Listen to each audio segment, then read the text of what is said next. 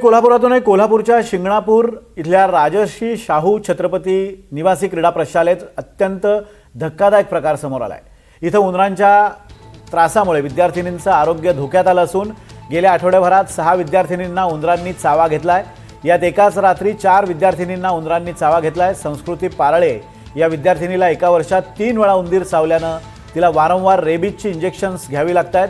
उंदरांच्या मागोमाग आता सापांचा वावरही थेट बेडपर्यंत वाढल्यानं विद्यार्थिनींमध्ये भीतीचं सावट पसरलंय।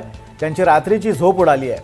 खेळाडू मुलींच्या मूलभूत सोयींकडे शासन पाठ फिरवतंय असा संताप पालकांकडून व्यक्त होतोय। शाळा प्रशासनानं केवळ उंदीर पकडण्याचे सापळे देऊन आपली जबाबदारी झटकल्यानं विद्यार्थिनींच्या सुरक्षेचा प्रश्न आता गंभीर बनलाय।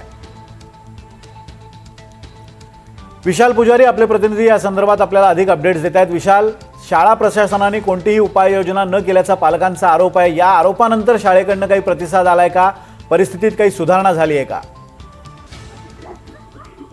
विनोद सर, खरं तर यापूर्वी सुद्धा आपण या बातमी दाखवलेली होती, मात्र तरी देखील शाळा प्रशासन अद्याप यावर कोणतीही ठोस उपाययोजना करताना पाहायला मिळत नाही। शिंगणापूर मधल्या राजर्षी शाहू छत्रपती निवासी क्रीडा प्रशालेतला हा सगळा प्रकार आहे आणि गेल्या आठवडाभरापासून उंदरांचा सुळसुळाट या ठिकाणी आहे। विद्यार्थ्यांचं आरोग्य जे आहे ते कुठे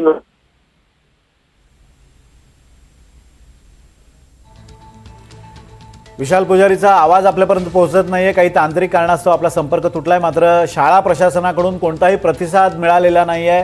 पालकांच्या तक्रारीनंतर सुद्धा शाळा प्रशासन या सगळ्या मुद्द्याकडे लक्ष द्यायला तयार नाहीये। त्यामुळे लवकरात लवकर या प्रकरणात शाळेनं काहीतरी कारवाई करावी अशी मागणी केली जाते।